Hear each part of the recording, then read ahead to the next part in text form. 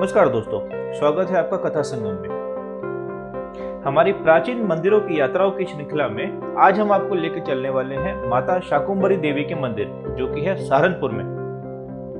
मान्यता है कि मां शाकुंभरी देवी के दर्शन करने से मनुष्य के सभी कष्ट दूर हो जाते हैं।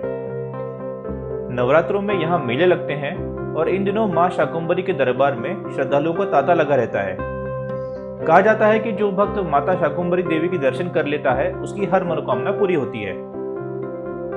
शिवालिक पर्वत श्रृंखला में स्थित मां शाकुंभरी देवी के इस मंदिर की गिनती देश के 51 पवित्र शक्तिपीठों में भी की जाती है। इस सिद्धपीठ में मत्था टेकने से प्राणी सर्व सुख संपन्न हो जाता है। इस तीर्थ के निकट क्षेत्र में बाबा भूरादेव, छिन्नमस्तिका मंदिर, रक्तदंतिका मंदिर आदि भी हैं। मां शाकुंभरी देवी आदिशक्ति का ही स्वरूप है।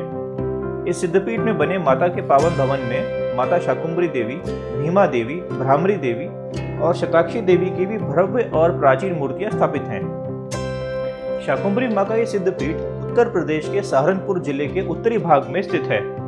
यहाँ आने के लिए सबसे नजदीकी एयरपोर्ट देहरादून है और ये मंदिर सहारनपुर रेलवे स्टेशन से लगभग 45 किलोमीटर दूर स्थित है।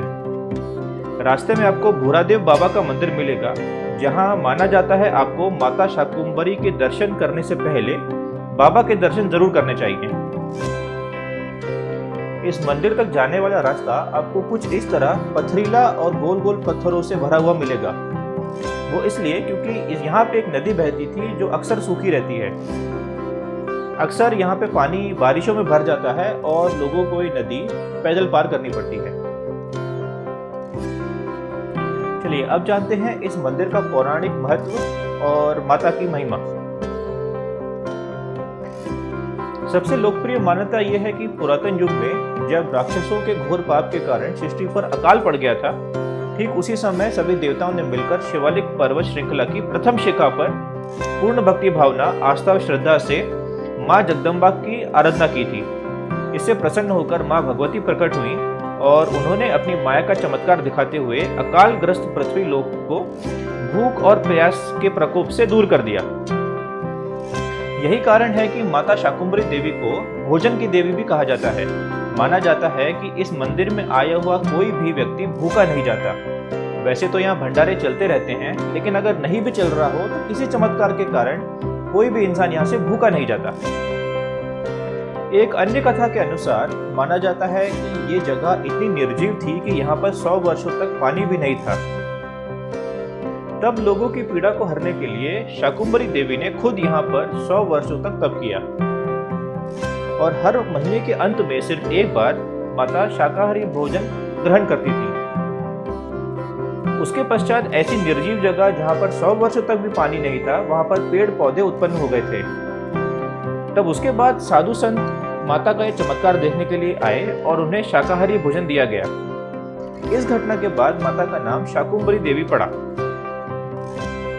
मार्कंडेय पुराण में उल्लेख किया गया है कि शिवालिक पर्वत पर पुरातन काल में मां गौरी नारायणी का शीश गिरा था और तब से यह मान्यता है कि मां भगवती सूक्ष्म रूप में इस स्थल पर निवास करती हैं और इसीलिए ये सिद्ध शक्तिपीठ भी कहा जाता है।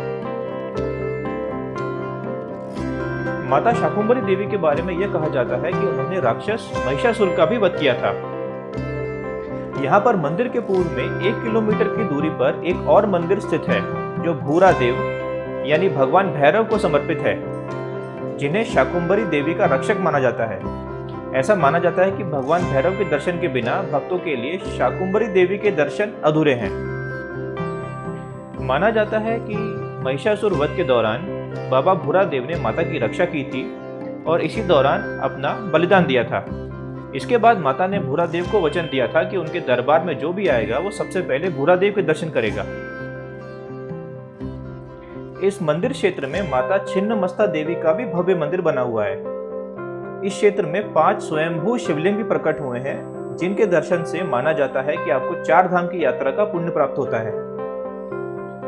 नवरात्रि और होली के समय यहाँ शाकुंभरी मेला आयोजित किया जाता है। इस दौरान मेले में बड़ी संख्या में भक्त शामिल होते हैं। इस प्रमुख मंदिर के अलावा भारत में माता शाकुंभरी देवी के 2 और मंदिर हैं। एक है राजस्थान में सांभर लेक के पास और दूसरा है बादामी में, जो कि है कर्नाटका में। तो दोस्तों, भव्य है इस मंदिर की कहानी और माता की महिमा। आशा करते हैं माता शाकुंभरी देवी आपके जीवन को धन धान्य से भरपूर रखें और उनकी कृपा आप पर बनी रहे। यदि आप इस मंदिर जा चुके हैं तो बताइए हमें कमेंट्स में कैसा था आपका अनुभव। और ये था हमारा एक छोटा सा प्रयास माता की महिमा के गुणगान करने का। इसी के साथ हम आपसे विदा लेते हैं। जय मां शाकुंभरी देवी। भारत के और विभिन्न प्राचीन मंदिरों की दर्शन करने के लिए कथा संगम को सब्सक्राइब करना ना भूलें। जल्द ही मिलते हैं आपसे एक और कहानी में। तब तक के लिए धन्यवाद।